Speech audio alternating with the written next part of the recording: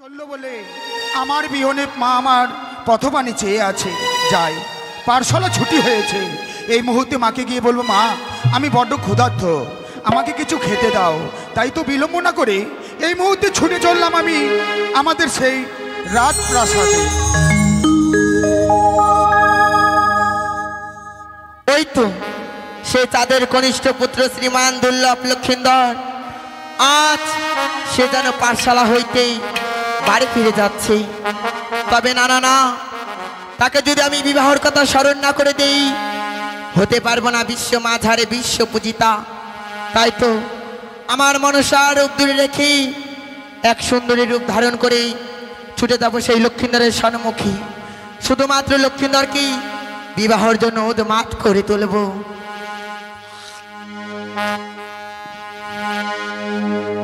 শ্রাবণ এলো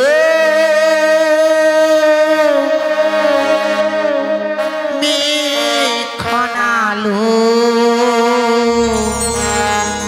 সুন্দর সুন্দর ফুলি ফুটিল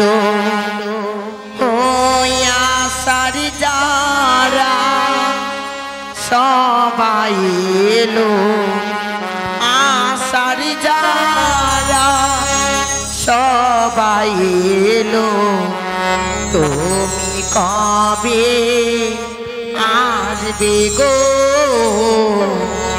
তুমি কবে আসবে গো।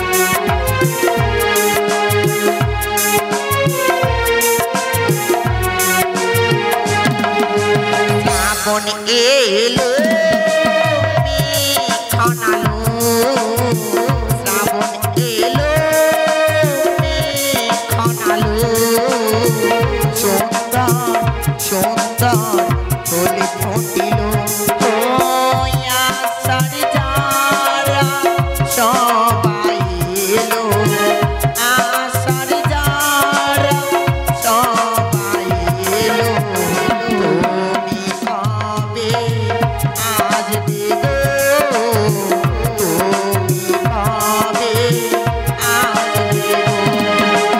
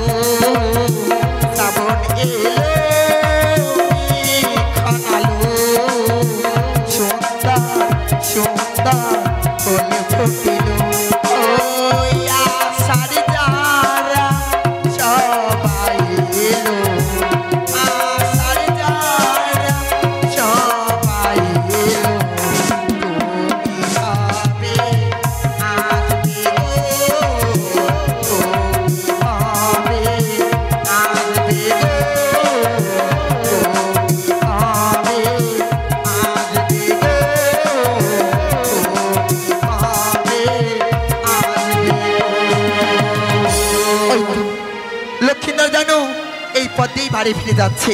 তবে না না না, আমি দেখতে পাচ্ছি অদূরে এখানে রয়েছে বটবৃক্ষ।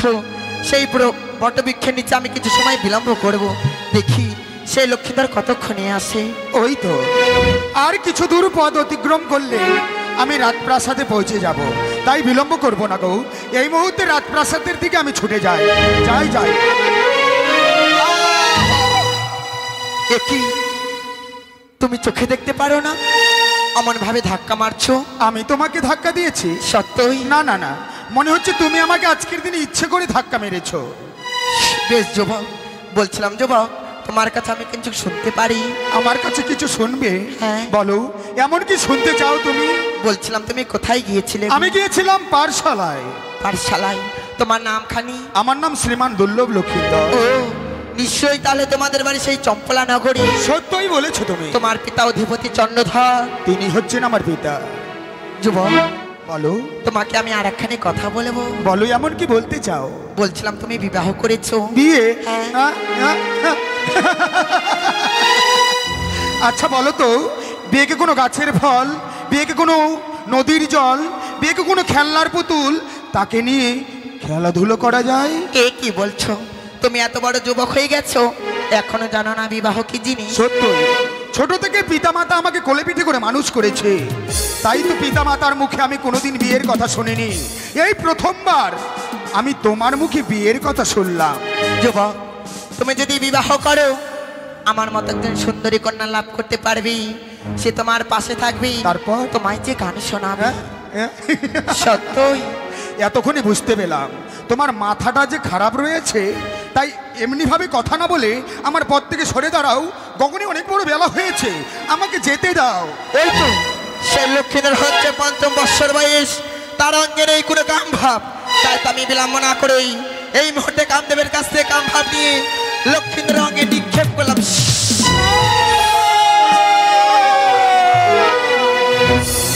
হে কে? তবে কি আমি কিছু ভুল করছি? একটি অপরূপ সুন্দরী এসে পথমাঝে আমার সঙ্গে কয়েকটি কথা বলল, তার সঙ্গে কথা না বলে আমি রাজপ্রাসাদে ছুটে যাচ্ছি? না না না, তার তার মুখখানা যে আমার দুই চোখে ভেসে উঠছে। যেই করে হোক না কেন সেই সুন্দরীর সঙ্গে কথাই বলতেই হবে আমাকে, কিন্তু কি করে কথা বলি? যাই যাই, একটিবার চেষ্টা করে দেখি না কেন। এই যে শোনো, তোমাকে বলছি, যা আমার উপরে অভিমান করেছে, এতক্ষণ ধরে সে আমার সঙ্গে কথা বলেছে, তার কথা রাখিনি বলে বড্ড অভিমান করেছে। আরে একটিবার গিয়ে দেখি। এই যে শোনো, এত অভিমান তোমার, কিন্তু তোমার মান যে আমাকে ভাঙাতেই হবে। তোমার মান না ভাঙালে আমি তোমার সঙ্গে কথা বলতে পারি। এই যে শোনো, তোমাকে বলছি।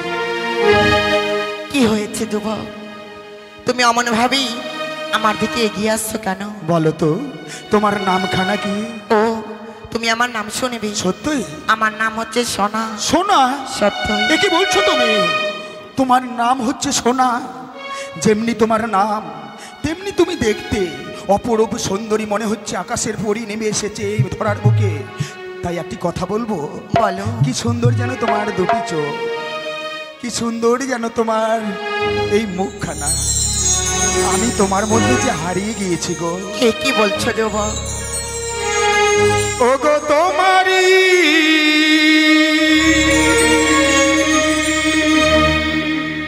পরশে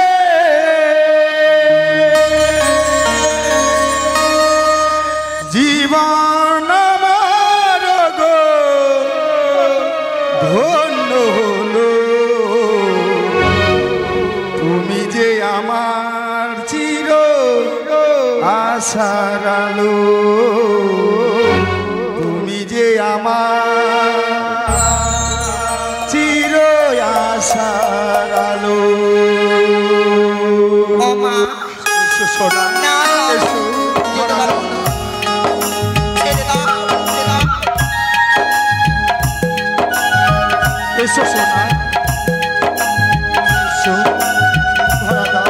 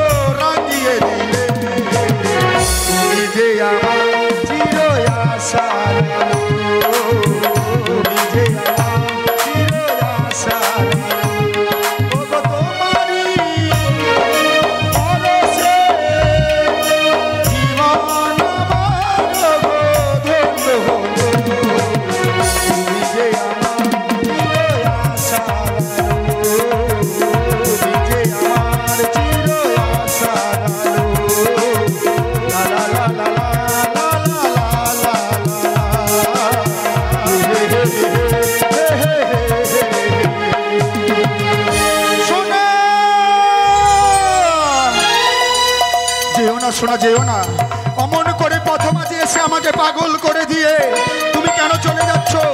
একটিবার এসো শোনা, আমাকে তুমি ধরা দাও। একটি যুবক, তুমি আমার দিকে অমন ভাবে এগিয়ে আসছো কেন? শোনা, আমি যে তোমাকে সারাটি জীবনের জন্য কাছে পেতে চাই। আমি যে তোমার প্রেমে পাগল। তাই এসো, একটিবার তুমি কাছে এসো। তবে শোনো যুবক, সত্য যদি তুমি আমায় কাছে পেতে চাও, তবে যেন তোমায় কিছু কর্ম করতে হবে। এমন কি কর্ম করতে হবে? তাই তো তুমি আমার সম্মুখে বিলম্ব না করেই তবে এই মুহূর্তে ছুটে যাবে সেই গোসা মন্দিরে। গোসা মন্দিরে প্রবেশ করে থাকবেই, আর যেই যাবে তার সঙ্গে 3 সত্য আবদ্ধ করেই এই বিয়ের কথা বলবে। যুবক, যুবক, আমি কি সুন্দরী, আমার থেকে অপরূপ সুন্দরী তুমি লাভ করতে পারবে। তাই নাকি? সত্য। অপরূপ সুন্দরী আমার চাই না, আমি শুধু তোমাকে চাই। আমি যে তোমাকে ছাড়া প্রাণে বাঁচে, আমি যে প্রাণে মারা যাব। তাই এই মুহূর্তে তোমাকে কাছে পেতে হলে আমাকে যা কর্ম করতে হবে আমি তাই করব। তাই তো এই মুহূর্তে রয়েছে আমাদের গোসা মন্দির। সেই গোসা মন্দিরে আমি তোমার কথা মতো এই মুহূর্তে আমি প্রবেশ করলাম।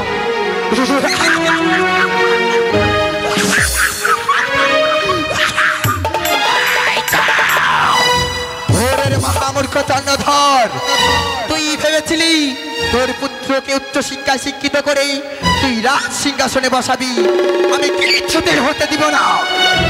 আমি হলাম শিবনন্দিনী, পাতালবাসিনী, দেবী মানসা। এবারে দেখবো চন্দ্রধর, তুই আমার আঙাতনে পুষ্পাঞ্জলি না দিয়ে তুই কেমন করে থাকিস চন্দ্রধর, কেমন করে থাকিস।